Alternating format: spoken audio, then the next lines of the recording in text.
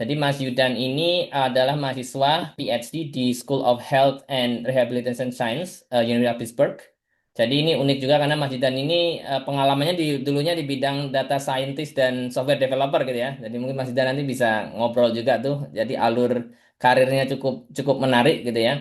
Dan juga Mas Yudan aktif di riset di bidang STEM dan salah satunya di bidang caregiving language model. Jadi untuk pendukung caregiver gitu ya, untuk di bidang kesehatan ini sangat-sangat ini ya bermanfaat gitu ya. Nah, jadi nanti Mas Jidan bisa cerita lebih jelas. Mas Jidan juga pernah bekerja di salah satu perusahaan di Singapura sebagai data science dan punya pengalaman banyak di bidang forecasting, optimalisasi data dan machine learning seperti itu. Nama saya Yudan, saya second year PhD students. Jadi kalau di sini nyebutnya kayak baru masuk tuh tahun pertama, kalau sudah setelah 1 tahun mereka nyebutnya tahun kedua kayak gitu dan seterusnya. Di bawahnya Rehab Science Program. Jadi saya bukan medical school students atau nurse atau BTLD dan sebagainya, tapi saya under Rehab Science karena Rehab Science ini multidisciplinary. Di bawahnya School of Health and Rehabilitations di University of Pittsburgh, jadi di Western Pennsylvania. Kebetulan advisor saya itu chair di departemen uh, di sekolah saya sendiri di Health Informatics. Beliau orang Indonesia, udah lama banget di sini dari tahun 92 mungkin. Topik area of interestnya kita itu di AI for Health, Health Informatics sama Digital Health and Rehabilitations. Nah, jadi biasanya kalau di sini researcher tuh udah punya target populationsnya sendiri. Ada yang kayak mungkin di child with Down syndrome, atau ada yang kayak people yang baru keluar dari surgery, tapi surgery-nya spesifik, misalnya knee surgery dan sebagainya. Tapi kalau kita ada di individual with chronic conditions and family care.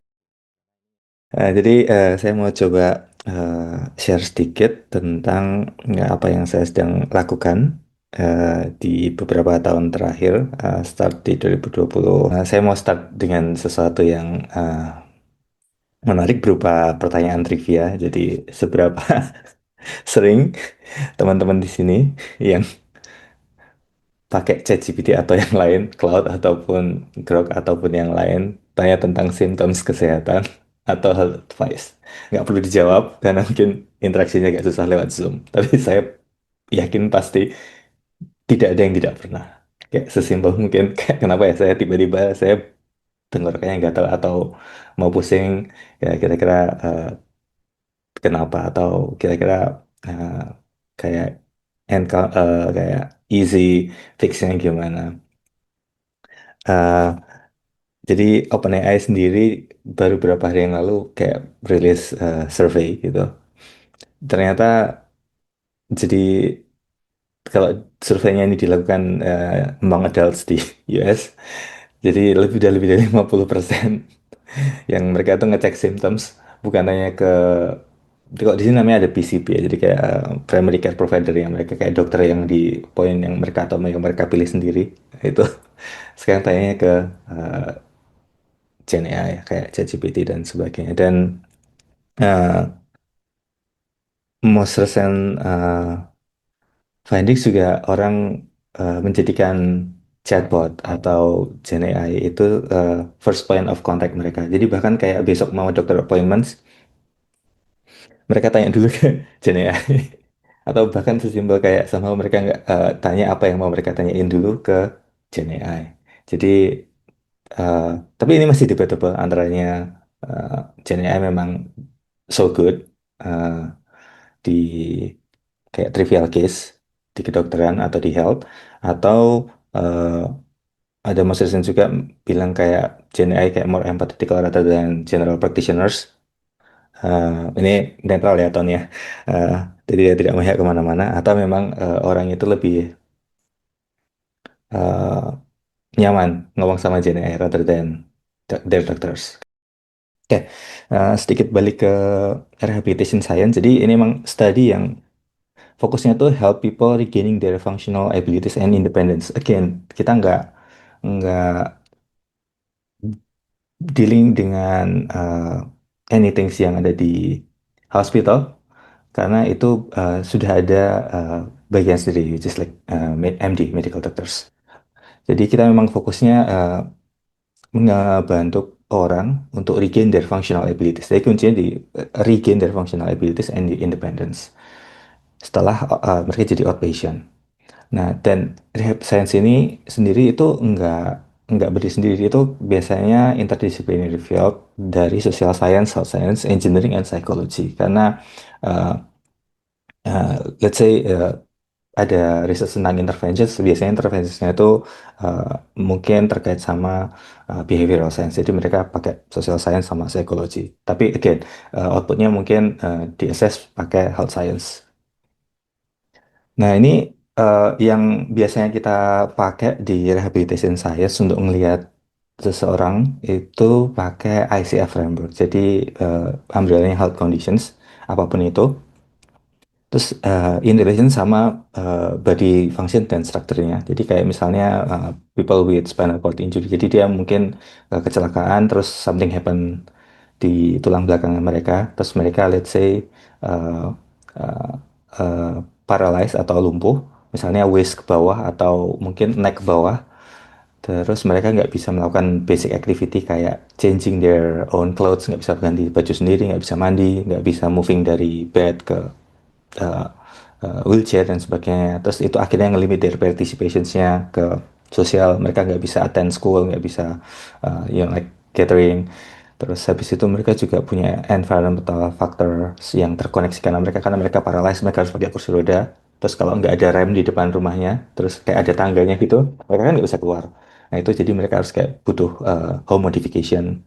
Terus kemudian personal factors kayak misalnya mereka umurnya berapa, laki-laki atau perempuan, terus body mass weight-nya berapa. Jadi itu juga berpengaruh ke their activity participation sama body functions. Karena uh, orang yang punya disabilitas rata-ratanya punya secondary conditions. Mungkin yang teman-teman yang dari MD di sini kalau ada pasti sangat-sangat hafal. Nah, ini yang saya barusan jadikan contoh, kebetulan di populations yang kita juga interest itu orang dengan kondisi yang terjadi di tulang belakang mereka yang biasanya bikin paralyzed. Tulangnya mereka nggak bisa uh, punya functions di tubuh mereka secara normal, muscles karena injury mereka, jadi mereka susah buat moving even in their home atau nggak bisa jalan, itu harus pakai crutch atau tongkat atau harus pakai kursi roda. Akhirnya mereka nggak bisa nyontek datang ke tempat kerja, nggak bisa main tenis kayak biasanya atau main bola kayak biasanya. Terus habis itu mereka butuh modifications di environment mereka, kayak misalnya building design. Jadi kok biasanya di sini kalau di rumah-rumah di Amerika kayak di tetangga saya gitu ada yang kayak mereka tuh di depan rumahnya punya eh, dibikinin ramp. Jadi mereka walaupun pakai wheelchair dia bisa jalan sendiri naik ke rumah kayak gitu. Terus ada sign di jalan jadi kayak apa mereka punya spot parkir sendiri kayak gitu. Nah, kalau di sini tuh regaining independence itu tuh penting banget. Jadi kayak walaupun mereka pakai wheelchair, mereka masih bisa driving dengan adaptive atau modified kendaraan, terus mereka masih bisa grocery sendiri, mereka bahkan masih bisa kayak datang ke dokter appointmentnya dia sendiri. Nah itu biasanya dibantu di rehab science. Nah ini contoh beberapa tipe rehabilitation, core rehabilitation yang mungkin familiar dengan ini. Saya yang pertama itu kayak physical therapist, jadi kayak fokusnya biasanya kayak restoring movement, strength, balance, dan functional ability setelah injury atau operasi atau mungkin terkait disease tertentu. Nah, ini teman-teman saya, jadi banyak yang dari PT, memang mereka kayak ditrain jadi physical therapist. Mereka kayak bantu people yang kayak mungkin habis operasi, terus kayak tangannya, armnya mungkin kayak masih stiff, nah mereka bisa bantu kayak gitu biar bisa kayak closer to their normal. Atau mungkin mereka habis operasi, terus mereka belum bisa jalan, mereka juga yang bantu biar mereka at least dia bisa kayak sekian persen balik ke normal. Terus kemudian yang terkait sama ke kehidupan sehari-hari atau kita menyebutnya ADL, Activity Daily Living, itu biasanya dibantu sama-sama teman-teman yang ada di Departemen Occupational Therapist atau OT kita nyebutnya di sini. Aku belum tahu di Indo apakah ada profesi yang jenis itu, pastinya ada. Nah, kalau di sini banyak dan ya, di Australia sendiri saya ada teman yang barusan move ke sana, mereka kayak shortage. eh, di bidang ini kayak gitu. Jadi terutama buat kayak individual yang sudah masuk ke, kalau di sini sebutnya aging population ya. Jadi udah kayak 60 something up, mereka biasanya butuh bantuan di sini. Jadi biar mereka tetap independen. Nah, yang berikutnya ini yang menarik, ada satu ya, speech and language pathology. Jadi ya, ngebantu orang-orang yang mungkin kayak entah atau ada health conditions atau habis surgery, terus mereka biasanya kayak butuh terapi untuk kayak mengembalikan bagaimana mereka kayak communicate, atau mungkin kayak aphasia conditions juga ada. Jadi kayak mereka dibantu kayak gimana mereka bisa regain lagi ability di speech, bagian speech. Nah, dari kesekian itu tuh biasanya kita menyebutnya intervention di rehabilitation, tapi mostly related to activity and participations. Nah, yang penting adalah kita harus bisa measure uh, outputnya dari interventions yang kita develop di rehabilitation science program. Itu biasanya terkait sama functions. Kayak kalau kita lihat di ICF framework tadi, yang itu yang terkait functions, biasanya measurementnya di situ sama quality of life. Nah, quality of life itu misalnya dia less stress, atau dia bisa datang ke uh, kayak misalnya tempat kerja tanpa miss, atau dia tidak pernah lagi dalam waktu setahun at least cuman kena urinary tract infection cuman satu kali, rather than kalau dia nggak ikut intervention ini misalnya kadang setiap 4 atau 5 bulan sekali kena UTI kayak gitu.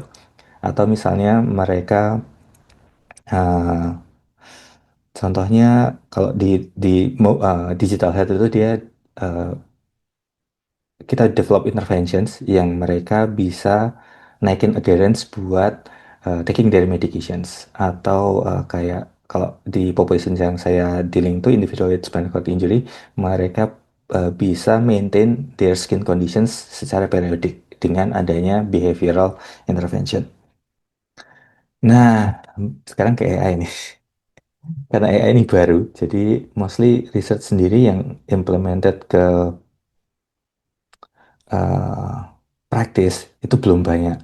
Jadi mostly sekarang masih di sisi research. Jadi kalau di rehab science sendiri itu ada beberapa stages kalau kita mau develop intervention atau develop research gitu. Biasanya istilahnya menyebutnya namanya on-can stages. Jadi ada stage 0, satu stage 2, stage 3. Mungkin sekarang itu baru di stage 2. Jadi kalau misalnya pun sudah ada researchnya, itu either dites pakai ya, as simple as theoretical data sets atau VNY, atau dites ke orang-orang tertentu buat ngecek apakah ini visible atau enggak, atau kayak dia behaviornya sesuai dengan yang kita inginkan atau enggak. Itu menurut saya pribadi sekarang risetnya masih sampai di situ. Jadi yang sampai di stage 3 yang kayak diimplementasiin ke kayak small target, small populations, itu enggak banyak. Tapi saya ada example-nya. Nah, ini saya mau cerita sedikit. Waktu kita develop caregiving language model, jadi ini itu sebenarnya kalau di rehab science dia under uh, education materials. Jadi uh, kita mau coba menggunakan AI sebagai uh, bantuan. Jadi, nah, jadi kalau education itu nggak cuma kayak mereka tahu, tapi mereka juga bisa jadi punya informed decisions. Jadi biar bisa navigate their life better. Atau kalau caregiver dia dia karena kan family caregiver, karena di sini kan kita fokusnya di family caregiver. Jadi mereka tuh nggak pernah di-train. Mereka kalau nyari uh, googling di internet itu bisa jadi source-nya uh, tidak dari authoritarian sources. Jadi kayak validity sama accuracy-nya bisa tidak dipertanggungjawabkan. Nah, makanya kita bikin uh, solusi buat mempermudah mereka belajar. Nah, itu pakai AI. Nah, ini kayak udah lama banget. Sebenarnya kita inisiatif ini udah dari 2024, jadi kayak waktu ChatGPT masih ChatGPT 3.5. Uh, intinya kita collect informations yang memang dari authoritarian sources, jadi kayak guideline, patient education materials, terus kayak uh, ada satu lagi sebenarnya, eh, kayak kalau di proses caregiving itu family caregiver tuh somehow tuh mereka tuh pengen kayak dengar cerita dari orang yang punya encounters yang sama terhadap family bersama mereka. Jadi itu kayak saya menguatkan secara psikologis. Nah, kita collect semua itu terus kita jadiin knowledge base. Nah, terus kemudian kita kayak fine tune kayak small language model. Uh, Pada saat itu masih pakai namanya lama, jadi lama 3.1. Itu kayak modelnya masih belum bagus sebenarnya, tapi kayak kita fine tune biar dia biar agak lebih bagus. Nah, ini salah satu AI untuk improve their like education and literacy. Kita menyebutnya health literacy. Nah, ini yang bentuknya lebih advance lagi. Jadi AI dipakai buat generate lifestyle. Nah, lifestyle-nya ini kan berupa behavioral juga ya. Jadi ini udah bisa kita sebut sebagai intervention. Jadi dia bikin RCT atau randomized control trial. Kontrolnya tuh human coaching. Jadi kalau misalnya ya kita tanya ke, aku saya mau pengen eh, nurunin berat badan at least selama 5 kilo dalam waktu 3 bulan ke depan. Nah, human coach kayak misalnya eh, nutrisionisnya mereka kan bilang, oh ya kamu harus melakukan A, B, C, kamu harus cut karbo atau harus kamu merubah diet harimu seperti ini di minggu pertama, minggu kedua, minggu ketiga. Nah, hal yang sama kan bisa dilakukan oleh AI nih. Kalau kalian tanya ke ChatGPT gitu misalnya, tolong bikinin kayak daily plan buat nurunin berat badan. Sekarang saya berat badannya sekian, saya targetnya sekian dalam waktu sekian, saya male, uh, umurnya sekian dan sebagainya. Terus kayak occupationsnya apa, daily activity-nya apa. Itu kan kompleks ya. Nah, itu kita bisa craft AI buat melakukan hal yang mirip yang bisa dilakukan oleh let's say nutritionist atau kayak health coach. Kemudian mereka ngetes nih apa uh, let's say efficacy-nya itu compare to apa yang dilakukan sama health coach itu mirip atau enggak atau better kayak gitu. Nah, eh randomized control trial ini kayaknya populer banget di health sciences, kayak dipakai buat ngetes obat. Jadi yang satu dikasih placebo, yang satu dikasih obat, nanti efeknya gimana dan sebagainya. Jadi biasanya ngetesnya begitu. Nah, ini salah satu contoh yang saya bilang tadi itu udah sampai di stage 3. Jadi kayak benar-benar dicoba ke small populations atau small communities. Bisa mereka ngecek. Nah, karena health science itu berhubungan sama safety, jadi memang biasanya kayak lama dan itu ya itu tadi walaupun AI-nya rapid tapi implementasinya belum tentu. Nah, ini satu yang dari Google sendiri, mereka kayak develop AI agent, mereka bikin kayak frameworknya, jadi consist of beberapa sub agent, jadi ini udah konsepnya multi agent. Nah, yang saya mau highlight ini di bagian health coach-nya. Jadi dia bisa kayak uh, develop uh, behavioral interventions based on apa yang patients punya yang di track pakai let's say kayak pakai Fitbit, Garmin dan sebagainya. Jadi ini udah nggak cuman kita nulis kayak saya male, umurnya sekian, berat badan sekian, occupationsnya ini, punya kayak conditions tertentu nggak sebelumnya. Itu dikombinasikan sama hal data. Jadi kita punya sleep, punya heart rate, punya next step counters, anything. Dan kalau kita pertanyaan kayak, let's say kalau di sini example-nya ke saya punya problem di sleep, gimana saya mengimprove-nya. Terus dia akan mencoba mengenerate tailored uh, tailored intervention lah ya, yang sesuai dengan apa yang ada si individual. Which is ini kayak precision medicine. Jadi kita benar-benar develop tailored interventions untuk orang yang mana manusia itu kan unik. Kayak dokter kayak ngasih obat juga pasti menyesuaikan kan ini siapa, udah berapa lama atau let's say bahkan obat bisa dihitung dari berat badan. Nah, hal yang seperti ini bakal membuat hopefully rehab science itu intervensinya lebih optimal atau lebih efektif. Nah, itu kira-kira dari AI for rehab. Nah, terus saya sekarang mau move. Mungkin kalau ada yang mau tanya, nanti coba di keep dulu. Nanti kita coba di akhir ya. Nah, saya mau move dulu ke bidang saya yang satu. Jadi ini mungkin saya kayak another field yang saya juga develop itu ada namanya Health Informatics. Karena saya sit di bawah Departemen Health Informatics. Jadi kalau itu Health Informatics sendiri ini kalau definisinya itu tuh ya salah satu bidang di information science yang memang lebih ke manage. Tapi apa yang di manage ya informations yang terkait sama healthcare data. Bisa personal, bisa uh, levelnya hospital, EHR. Kalau personal ya PHR kita nyebutnya. Bahkan kayak sekarang udah dengan mau menyebarnya teknologi digital health kayak wearable dan sebagainya, home monitoring itu juga sekarang datanya bisa masuk. Jadi kita ada satu lab di salah satu mentor saya, dia labnya namanya Healthy Home Lab. Jadi tugasnya juga uh, ngetes beberapa produk yang bisa dipakai buat ngebantu individual itu uh, bisa lebih uh, aman di rumahnya, atau mereka kalau punya conditions bisa kayak assist. Nah itu juga sekarang datanya masuk.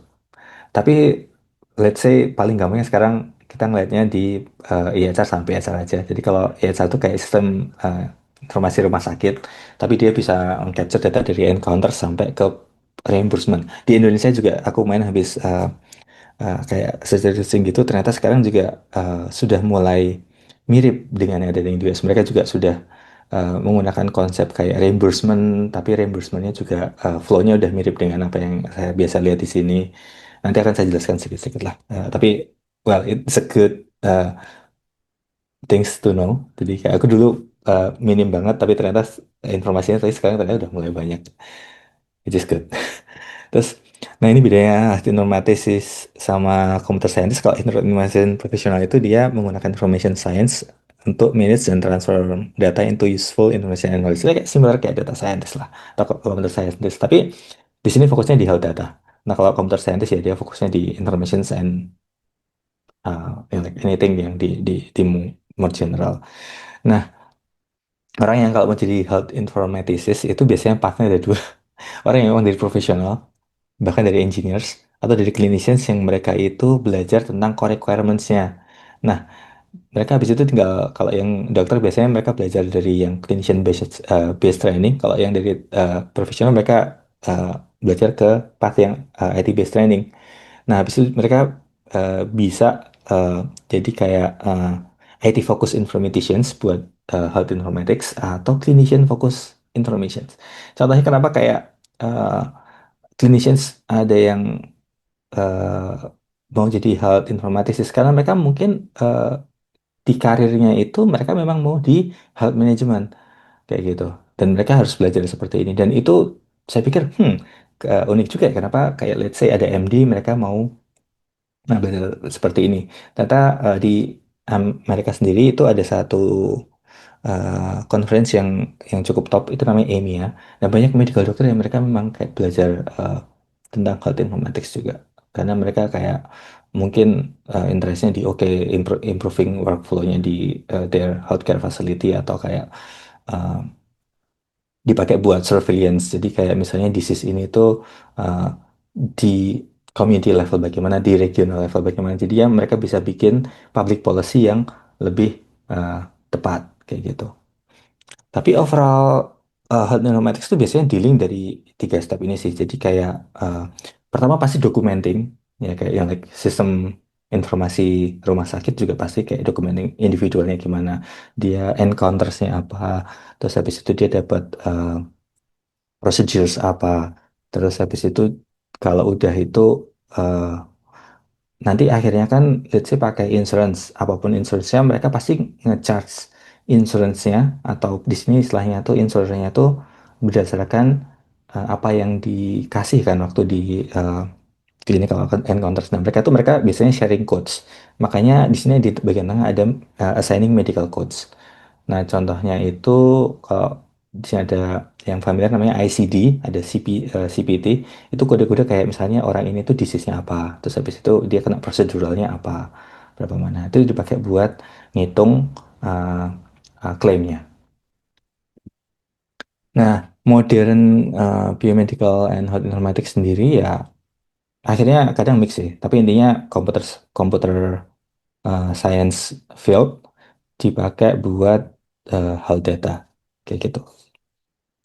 Nah, ini mungkin agak boring, tapi well, tetap dari human sampai ke data life cycles, tapi uh, again mix antaranya technologies sama health data. Terus ini yang kian ngetren lagi. Jadi Gen AI dipakai di healthcare. Nah, kalau ini lebih general ya. Jadi mungkin example-nya bakal nggak cuma health informatics, tapi juga kadang mungkin di kayak di AI for health secara general. Karena memang uh, health informatics sama AI for health juga juga beririsan. Tapi generative AI sendiri kan mostly dealing sama text, image, sama like other data generation kayak voice juga termasuk. Nah, itu sekarang aplikasinya mulai banyak. Banyak banget. Kayak mulai dipakai buat generate synthetic data, patient education kayak yang tadi saya juga bikin sekitar 2 tahun yang lalu dengan profesor saya. Drug discovery, terus kayak protein unfold, terus apa clinical trial patient matching. Jadi nge-matchin patient sama clinical trial mereka. Jadi kayak mereka rather than ngecek satu-satu atau query orang yang punya ICD ini itu kan kayak masih kurang targeted ya. Nah, sekarang itu mereka kayak patient matching itu kayak oke, targeted population-nya apa, individual with spinal cord injury. Terus mereka mau bikin eh, study apa gitu. Nah, pakai generative AI buat nge-matchin antaranya potential patients sama treatment yang mau dicobain kayak gitu.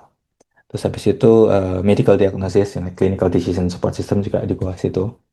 Terus healthcare administrations kayak documenting, terus transcriptions, generating discharge summary. Discharge kayak kalau orang di discharge dari rumah sakit kan biasanya ada tahun, oh ya misalnya saya gitu Yudan kemarin let's say demam berdarah gitu, terus kayak berapa hari dikasih apa, terus follow up-nya apa kayak gitu, terus kayak monitoringnya berapa lama dan seterusnya, vital datanya kayak gimana, biasanya itu masuk di dokumen discharge document.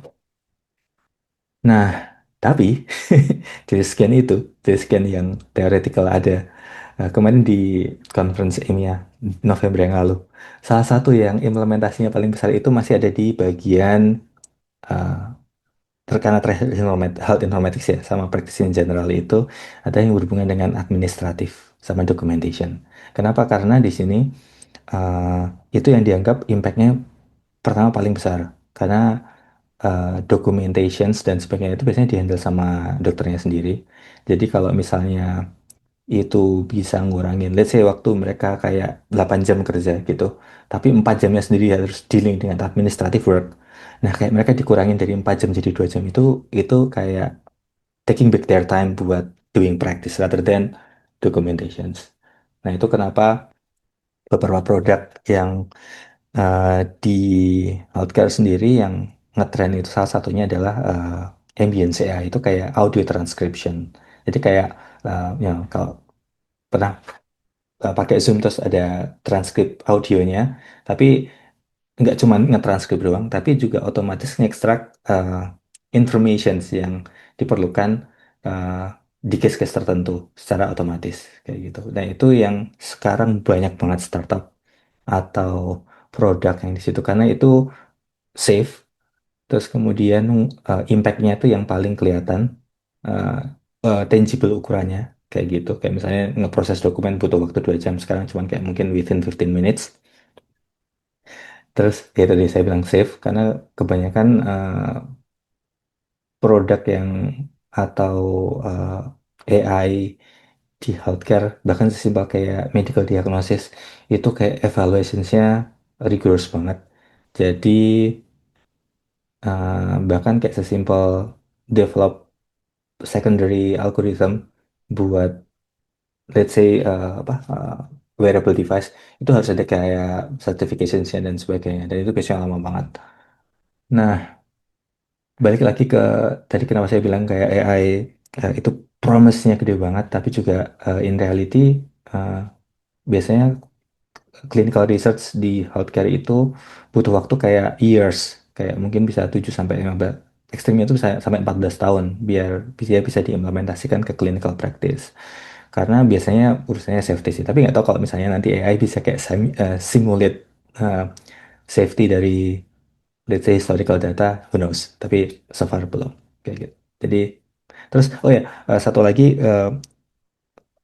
contohnya kayak dipakai buat clinical diagnosis itu karena uh, medical doctors atau general practitioners mereka itu menurutku good statistician.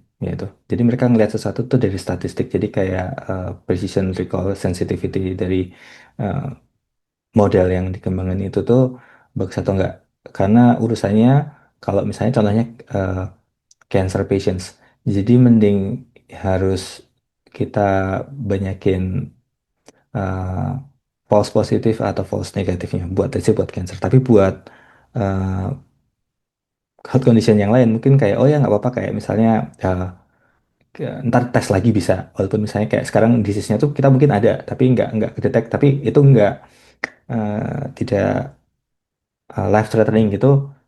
Mungkin kayak di kalau periodik tes, let's say setiap tahun 2 kali gitu, nanti mungkin akan catch di tahun yang berikutnya. Tapi kalau misalnya cancer, kalau misalnya dia punya cancer tapi si diagnostic testnya ini nggak bisa itu kayak mungkin cost-nya tinggi karena lah berurusan dengan nyawa lah. Jadi nanti mungkin kita discuss lagi, later on kalau masih ada waktu. Nah ini yang menarik. Jadi di US ini ternyata AI company yang big company mereka eh, terjun ke healthcare dalam waktu yang hampir bersamaan. Kalau kita lihat di sini yang OpenAI barusan publish tentang AI for healthcare sendiri itu di eh, Januari tanggal 8. Cloud nggak lama Januari tanggal 11 mereka juga rilis produk yang mirip. Dan ini kalau di sini kalau semua produk AI yang urusan dengan healthcare itu ada istilahnya harus HIPAA compliance. Itu ada law-nya. Mereka bahkan sampai bikin produk yang mereka bisa jadi business associate which is compliance sama HIPAA law. Jadi karena healthcare ini pasarnya tuh besar banget. Jadi kayak nomor berapa di di US, kalau nggak salah nomor 2 atau nomor 3 itu jadi kayak mm, apa ya kayak business opportunity-nya tuh besar banget. dan dan sepertinya big company yang di AI mereka juga mau ambil bagian dari sini. Mungkin Google akan sebenarnya kira Google udah punya beberapa produk yang berhubungan dengan healthcare di AI mereka, tapi mungkin mereka nggak yang like, eksplisit OpenAI sama cloud. Terus I think udah sih materinya. Saya ada beberapa pertanyaan yang sudah coba bikinin jawabannya, hopefully jawabannya memuaskan. Mau kita bahas atau kayak kita open yang di sini dulu, Mas? Ya, mungkin kita yang di sini dulu, Mas. Kita ini ada satu pertanyaan juga. Nanti teman-teman silakan kalau ada yang mau tanya bisa di chat juga ataupun bisa ini open microphone. Nanti silakan gitu ya. Nah, ini ada dari Mbak Dia Salma ke izin bertanya bagaimana kalau AI nanti bagaimana cara kita tahu orang menggunakan AI secara benar gitu. Apa yang sesuai dengan yang AI sarankan gitu. Sedangkan kalau ada human coaching kan bisa dipantau secara langsung seperti itu. Ya, nah ini menarik sekali. Jadi ini hubungannya dengan accountability. Jadi again, memang masih debat. Jadi kalau misalnya kita generate, let's say recommendations, oke, oh ambil ini aja medication ini gitu. Nah, kalau Iya. dokter kan enak ya, yang ngomong siapa, terus itu biasanya tercatat. Walaupun AI generate terus kita bisa catat juga, tapi accountability-nya tuh bisa jadi masih bisa dipertanyakan karena AI sendiri ada namanya hallucination ya. Mhm. Terus kalau let's say general practitioners, dia mau kasih clinical recommendations, dia biasanya punya reasoning sendiri. Kayak gitu. Nah, AI sendiri itu juga kayak kalau kita tahu GPT, semenjak GPT O1 sampai sekarang udah GPT-5, model tuh udah kayak dia bisa nge-reasoning. Tapi di researchnya develop AI sendiri, reasoningnya ini tuh kadang masih questionable. Apakah itu memang benar-benar reasoning yang kayak people doing reasoning atau itu tuh hanya statistical, like next word prediction reasoning kayak gitu. Sedangkan kalau general practitioners mereka melakukan reasoning itu kan based on their knowledge yang mereka udah acquire lama. Dan oke, gampang nih. Saya yang misalnya ngomong kayak gitu, accountability-nya ke saya. Nah, again, kalau saya bilang sekarang untuk yang critical condition mungkin AI belum bisa eh, saya bilang 100% kita percaya ya percaya di riset sebidang ini. Kalau kan tanya orang pertanyaan tadi kalau nggak saya lihat kayak apakah sudah benar atau menjalankan apa yang AI sarankan kayak gitu. ini kayak lebih ke praktikal practical question sih. Jadi kayak again kita mungkin bisa kayak read uh, kayak recommendations yang di-generate sama AI, tapi impact ke belakangnya gimana? Terus ya itu tadi accountability-nya masih belum belum belum just. Bahkan law di sini juga masih berubah. Setahu aku cuman California yang kayak initiate law, tapi kayak sekarang nggak tahu apakah state lain initiate the same law yang terkait sama generative AI kayak gitu. Oke. Ya, ini menarik ini soalnya sudah banyak perusahaan-perusahaan AI besar yang udah terjun ke situ gitu kan Mas. Iya betul betul. Ya, ya menarik, menarik. Ini ada juga ini ada pertanyaan tapi direct message ke saya. Mhm. Izin bertanya terkait dengan LLM yang mungkin bisa digunakan untuk rehabilitation. Bila ada wrong advice dari AI tersebut, siapa yang harusnya bertanggung jawab dengan hal tersebut? Tadi sudah sedikit dibahas ya, Mas. Iya, nah Bagaimana langkah dari developer tersebut untuk memitigasi potensi masalah dan juga melindungi gitu ya? Karena mungkin beberapa banyak pun kita mentraining mungkin masih ada celahnya gitu kan. betul betul. Jadi designing like perfect sistem itu kan juga susah ya. Bahkan kayak pun kita compare ke human, human itu juga ada error. Jadi let's say dari 100 kita contoh yang paling gampang itu adalah decision support system, like medical decision support system atau kayak disease prediction. Eh, Human aja, saya nggak menyebut secara spesifik ya. Let's say dari 100 case yang sama, itu bisa jadi kayak dua atau tiga salah. AI juga melakukan hal yang sama. Tapi seberapa besar toleransinya dari AI ini, itu sampai bisa kita terima. Jadi kalau misalnya, saya tadi kenapa saya bilang statistik itu penting? Kalau misalnya kita develop model, pertama itu kita harus bisa cek kayak sensitivity sama specificity-nya kalau di health science. Jadi apakah dia on par nggak sekarang dengan human? Nah, kalau misalnya on par, dia di tesnya itu pakai hypothetical data atau like real data. Nah, kalau itu sudah bisa, itu mungkin itu safe buat di deploy. Tapi again ada konsep namanya data drift. Jadi kalau misalnya ada slightly changes di population saya misalnya ada public health policy, let's say orang sekarang nggak boleh minum let's say susu yang fatnya lebih dari sekian persen. Terus mereka slightly better. Apakah model ini itu masih bisa relevan nggak untuk mengcapture anything yang related sama lactose uh, uh, related disease? Nah itu kan banyak faktornya. Jadi again, biasanya kita proofnya itu sama, statistik lagi. Jadi seberapa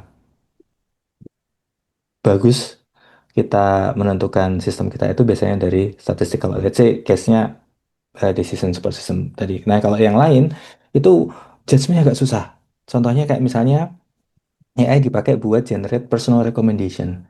Nah biasanya kita kerjasama sama general practitioners buat ngecek apakah kalau case-nya ini, conditions-nya ini, dia akan mengenerate hal yang let's say evidently correct atau enggak secara evidence di clinical evidence ada nggak clinical evidence yang mensupport itu terus habis itu safe enggak jadi ada beberapa parameter ya.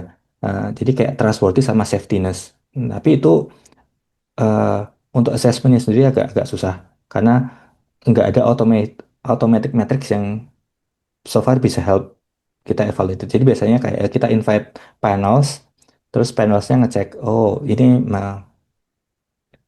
evidently sound tapi punya harm. Kenapa harmnya di sini? Nah, itu biasanya feedbacknya dari users. Nah, akhirnya kita retrain lagi. Tapi again, retraining mungkin solve several issues, tapi in the future kita nggak pernah tahu. Karena AI itu kan develop based on existing atau prior knowledge. Nah, bisa jadi next ada disease yang prior knowledge-nya tidak ada. Cuman bisa kayak AI can predict, but is it true or not? Kita tidak tahu.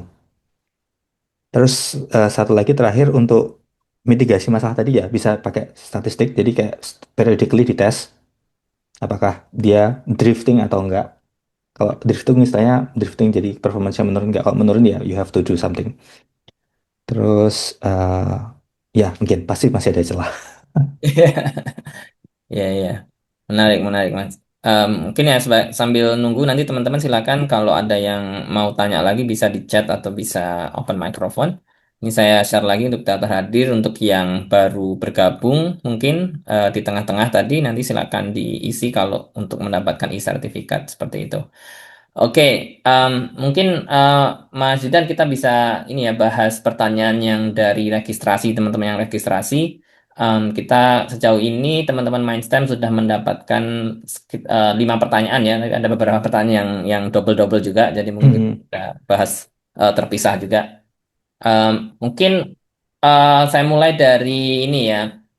Mungkin ada indikator-indikator apa sih yang membuat pengenerapan large language model ini untuk misalnya caregiver proses tadi, caregiving model tadi, terus juga untuk yang health informatics tadi gimana sih agar berdampak secara optimal gitu. Nanti kalau menurut risetnya Mas Yudan tuh apakah ada indikator-indikator tertentu gitu. Ya, jadi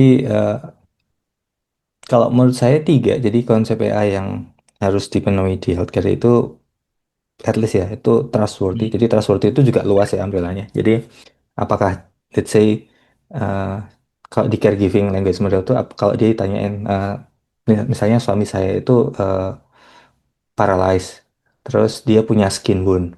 Nah, skin wound ini gimana treatmentnya? Nah, let's say dia disuruh kasih kayak semacam salep gitu ya, namanya apa gitu.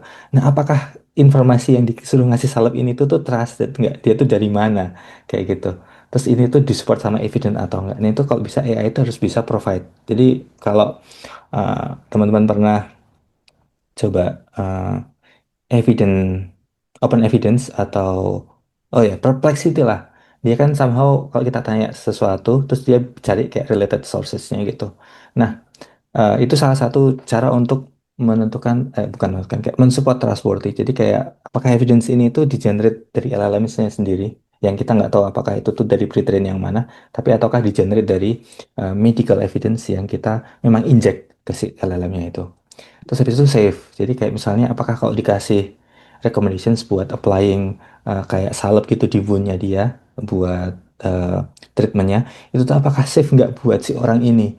Nah itu tuh eh, bisa di assess dengan safe kayak harmful atau enggak ya menyebutnya safe safetyness. Terus kemudian kalau bisa itu explainable. Nah kenapa si AI ini tuh ngasih jawaban seperti ini tuh karena let's say ada evidence ini terus ini uh, reasoningnya begini dan sebagainya.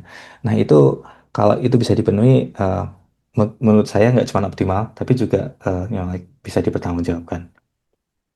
Betul, betul. Oke, oke. Ini udah mantap ini langsung menuju ini ya, 3 poin gitu ya, trustworthy, Ya. safe, sama explainable. Seperti itu. Kalau mungkin ini ya follow up question ini ya Mas Yudan. Ini kalau Mas Yudan udah ada dengan AI tools yang baru sekarang ini tadi kan udah disampaikan itu. Itu Mas Yudan sendiri apakah ada preference gitu? Apakah tools mana yang biasa dipakai atau untuk apa untuk masalah healthcare gitu? Apalagi dengan karena kan Kok model-model baru banyak gitu kan. ya kalau menurut saya eh, sebelum OpenAI Health ini ya, jadi Hmm. kita cuma bisa tahu itu dari benchmark. Jadi Betul. ada beberapa benchmark yang related sama medical domain. Jadi tapi benchmarknya ini eh, masih biasanya ya relate-nya sama akurasi. Nah, akurasinya ini kenapa kok akurasi? Karena biasanya ngetesnya itu bentuknya pertanyaan. Kalau di US itu ada namanya USMLE, jadi US Medical Licensing Examination. Itu kan kayak kita dokter yang udah selesai, udah praktis, mereka mau praktis ke real world practice, mereka harus dites dulu. Nah, itu biasanya tuh pertanyaannya tuh kayak multiple choice. Jadi ada pertanyaan, V-nya, ada case, ada pertanyaan, ada jawaban. Nah, itu mereka ditesnya seperti itu. Nah, mostly large language model, mereka itu kok bilang, oh ya saya tahu medical knowledge, akurasi saya sekian persen di datasets ini. Nah, itu kenapa saya bilang kayak ini bisa bias. Kayak Ya, gitu. Karena mereka hanya dites seperti itu, akurasinya seperti itu. Terus, kalau on paper, AI itu bisa surpassing human di USMLE sekarang. Untuk task seperti itu. Tapi again, di clinical practice ternyata tidak seperti itu, Mas. Jadi, uh, again, let's say ya, OpenAI dia klaim bagus, tapi menurut saya lebih suka kalau spesifik case seperti ini, saya lebih condong kayak oke ke open evidence aja. Karena memang dia develop AI foundations model yang memang jadi basisnya aplikasi mereka karena mereka do something in there. Jadi kayak mereka melakukan hal yang nggak cuma pakai foundation model karena memang spesifik buat medical field kayak gitu. Oke, oke, menarik Mas Yudan. Oke, mungkin kita lanjut ke pertanyaan selanjutnya untuk menghemat waktu. Eh, Mhm. jadi ada pertanyaan mungkin kebalikannya ya tadi sama Mas Yudan ini udah ditampilin ini. Kalau Mas Yudan kan dari AI dulu atau machine learning dulu atau IT dulu baru menjadi Mhm. PhD student di bidang rehabilitation science and medical um, healthcare gitu ya. Tapi kalau Mhm. untuk yang teman-teman yang dari kesehatan seperti itu dulu Mhm. kemudian belajar AI itu gimana Mas sarannya Mas? Ah, Kita itu ada. banyak di sini. Jadi kayak ada PA, ada OT, ada medical doctor. Mereka mau invest waktu mereka buat belajar AI. Kenapa? Karena mereka ngelihatnya AI itu bukan rival lagi di sini. Hmm. Jadi mereka melihatnya itu adalah sebagai agent atau kayak kayak copilot lah. Kalau Ya. teman-teman developer kan ngeliatnya kayak oh sekarang coding pakai copilot itu mempercepat. Kayak dia melakukan repetitive task terus dia nggak capek. Jadi kayak dia rarely miss uh, bukan diagnosis tapi kayak miss ngeliatin pattern yang ada di clinical encounters-nya mereka. Jadi mereka bisa fact checking dengan AI. Nah, ini salah satu yang kemarin sempat rame di kayak di share di school saya itu bisa pakai ini link yang ada di sini. Jadi di website ini bener-bener ngajarin AI 101, tapi fieldnya dipakai buat eh, healthcare atau medical. Jadi teman-teman bisa coba sendiri nanti. Jadi kayak belajar kayak apa itu basic AI, prediction, forecasting, dan sebagainya. Tapi dibungkus dengan bahasa yang mudah. Mungkin boleh ini mah Oh di iya, boleh, copy boleh, boleh, nanti di boleh, chat, boleh. tapi nggak harus sekarang, it's okay. Ya. Oke, jadi itu ya mungkin menarik dan juga mungkin teman-teman jangan lupa follow Mindstem gitu. Kita banyak juga belajar tentang AI, machine learning dan juga pemrograman. Ya, beberapa waktu lalu sudah tahun lalu kita bikin Python dan juga machine learning training juga. Jadi teman-teman nanti kalau mungkin startnya bukan dari IT atau bukan dari computer science tapi mau belajar AI modeling dengan berbagai bidang gitu ya. Jadi nggak hanya di kedokteran itu bisa juga dengan ini ya, ikutin panduan kita juga ada di YouTube juga. Oke, oke mungkin eh, masih ada beberapa waktu kita bahas selanjutnya. Mas Yudan selanjutnya kalau membedakan ini ya keunikan AI dan manusia gitu. Ya, balik lagi saya bilang tadi. Jadi any machine learning, any AI, mereka very good at recognizing pattern karena mereka di training buat nge-recognize pattern. Nah, ini yang menurut saya jadi keunikan AI. Jadi kalau di sini bilang kayak orang bisa capek, tapi AI enggak kayak gitu. Tapi kalau AI patternnya memang belajarnya nggak bener, jadi dia akan cenderung recognize error pattern. Tapi again, saya saya bisa bilang salah satu hal yang paling mudah itu adalah AI excels at recognizing pattern. Human mereka butuh years and years terus mereka juga terpengaruh sama conditions. Betul betul betul. Itu ya bedanya ya. Jadi lebih ada nuansanya kalau manusia itu nggak tidak Hmm. hanya dengan pattern saja. Mhm. Oke, ini ada pertanyaan dari Kak Hanuga Fatur Kairulisma. Ini di chat. Saya ingin menanyakan tentang hal teknis, karena sedang meliti tentang peranan LM untuk healthcare, apakah berfokus pada ranah development modelnya? Jika iya, perlu catch up dengan tech transformer, kuda, latest teknologi ya pokoknya ya. Mhm. Bagaimana cara Mhm. ini Mas Dita ini bisa mempelajari hal tersebut gitu ya, terutama codingnya gitu ya. Apalagi kalau Nah, mahasiswa baru gitu. Nah, itu detailnya. menarik sekali ini hal yang kita coba catch up sekitar 2 tahun yang lalu. Itu waktu development masih sebelum sekencang sekarang dan AI performanya masih kurang bagus. Jadi kita coba develop modelnya. Tapi setelah ke sini, model development itu menurut saya hanya untuk company-company yang punya resource yang besar. Jadi kenapa kita menyebutnya foundation model kayak yang GPT, cloud dan sebagainya itu walaupun itu closed source tapi kan foundation model karena kita bisa develop something atau kalau open weight model kita bisa fine tune. Jadi saran saya fokus di domain knowledge-nya. I mean like fokus di let's say solving domain problemnya kayak healthcare, rehab atau anything. Jangan malah fokus di uh, model development-nya. Kecuali teman-teman memang fokus develop modelnya. Ya, itu biasanya udah dihandle sama orang di computer science dan sebagainya. Namun saya fokus di solving domain problems-nya. dengan foundations model yang udah ada. Itu nggak cuman cost, tapi juga waktu. Jadi fokusnya memang ngasih impact ke yang ada di domainnya. Jangan malah dealing dengan modelnya. We did that kayak 2 years ago. Terus kayak sekarang kita nggak bisa compete dengan karena kita dealing dengan dua problem. Kita mau develop model sama develop health solutions-nya. Nah, menurutku again fokus di satu, jangan dua. Ya, yang menarik menarik Mas. Oke, mungkin kita sebenarnya sudah sedikit overtime ya. Mungkin bagi teman-teman bisa bisa kita lanjutkan dulu. Mungkin untuk pertanyaan yang di chat ini mungkin terakhir dalam menerapkan AI di bidang medis apakah sudah banyak ini ya antara LM dan RAG. Jadi RAG itu Retrieval Augmented Generation bagi teman-teman yang belajar LLM mungkin sudah tahu juga. Jadi apakah ada yang membandingkan mana yang lebih baik gitu ya? Mengingat RAG itu harus mengumpulkan banyak source sementara LLM seperti OpenAI sudah bisa langsung menggunakan gitu ya. Hmm, Jadi gitu. ya. Jadi ngomongin rek ya, Leo tanya, kan harus ngumpulin banyak. Ya, we did that. Jadi waktu kita develop caregiving language model, kayak kita collect thousands of data. Jadi ya memang uh, itu trade-off-nya. Jadi mau nggak mau harus ngumpulin. Even open evidence juga dia juga collect data dari kayak authoritarian source kayak PubMed atau kayak scientific journals, dan itu biasanya mereka punya agreement. Nah, kalau kita ngomongin legal ya, dia punya agreement biar bisa pooling kayak literatures data.